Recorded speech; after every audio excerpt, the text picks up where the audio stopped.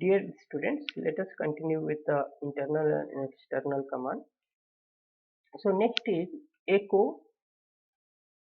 Echo is not an external command in the sense that when you type echo, the shell won't look in its path to locate. Where the echo command it is present, it will not find its location or in the path variable, because echo itself it will be present in the shell itself. Rather, it will execute it from its own set of built-in commands that are not stored as a separate file. So these built-in commands, of which echo is a member, are known as internal commands. So type command. So since echo is getting executed by the built-in commands in the shell itself, so and here there is no separate files or process will be spawned to execute echo command. It will be executed by the built-in commands in the shell itself, so it is called internal command. Next is type. Type command is used to know the location of an executable program. So suppose you want to find the location of ls, so simply you type ls. So it will tell you ls is in ls, means ls is present in the root B directory. Next, root login, becoming a super user and su command. On Linux, BSD and Unix-like operating systems, the root user acts as a super user. So root user will be acting as a super user. So root user is the conventional name of the user who has all rights or permission on the system. So root user has all the permission and rights to modify and update the system configuration. The root user can do more things on ordinary.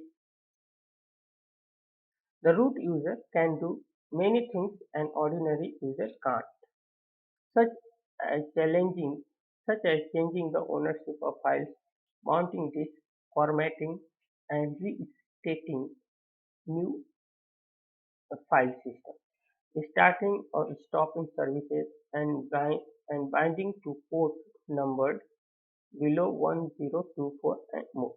So these are the things which can be done by the root user.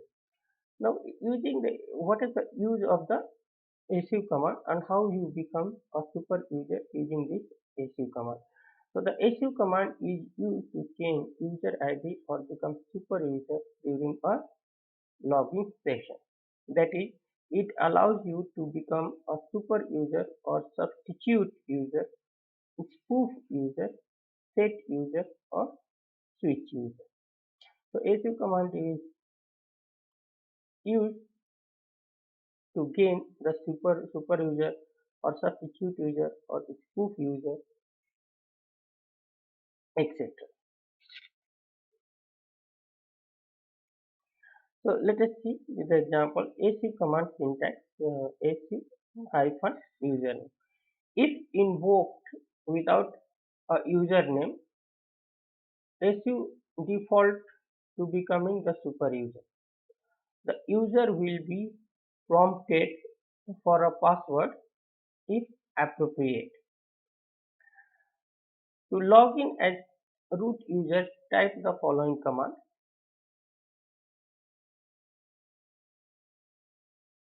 $su hyphen sample output a password. You can write the password, current password which you have,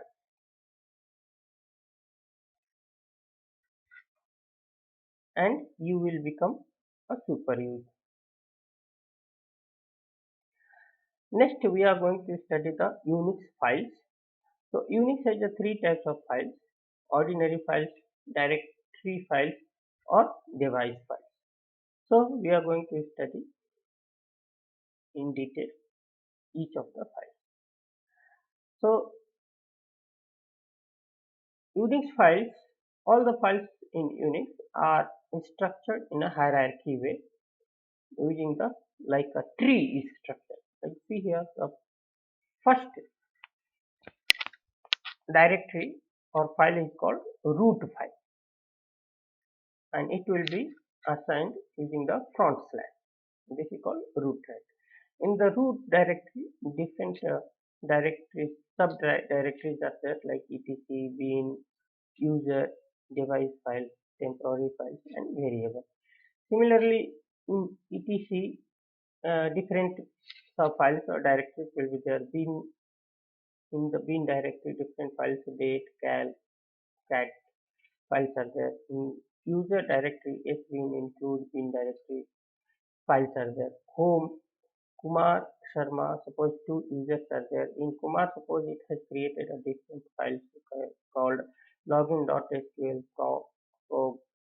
progs, tape.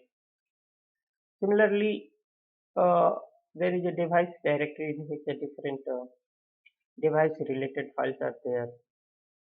Then temporary directory is there in which also different files are there. So this is how the files are structured in the Unix operating system.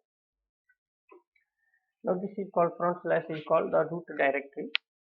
Bin is commands and etc system data files and device file representing input output device.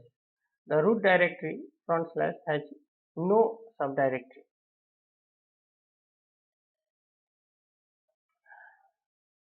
So these subdirectories have more subdirectories and other files under them.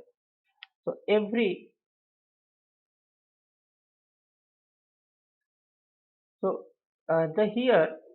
the root directory has a number of subdirectories. You can see the in the diagram that this root has a number of number of subdirectories. So every file apart from root must have a parent. So only root file doesn't have a parent, except that every file has a parent. The home directory is the parent of the Kumar, while root is the parent of the home and grandparent of the Kumar. You see in the diagram here, yes, Kumar. So Kumar parent is home directory and home directory parent is root. So root is called the grandparent directory of the Kumar.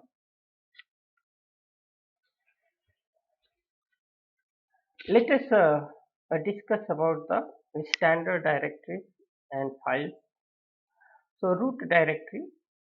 So at the top of the file system hierarchy and denotes as a slash, front slash, and it is the master cabinet which contains all files and subdirectories. Next is bin directory. It is known as the binary directory. It contains binary executables, images of most Unix commands including cat, kill, move, remove, echo, date, mkdir, kshell, pwd, etc. All files in this directory either executable files or symbolic files to executable files. So usually it is a symbolic link or user bin directory. So all these whatever maximum commands will be present in the bin directory only. Where is the bin directory? Here is the bin directory, which is present in the user subdirectory. So in the bin directory itself, here uh, bin directory is there. In the bin directory, so many commands are present. So device, it contains files corresponding to the device like a terminal, disk drive connected to the computer. These are the some files like line printer, hard drive, terminal are executable are example of these files. So like every hardware which we see in the system corresponding to that there is a file present in the device directory. TMP, it contains temporary files. All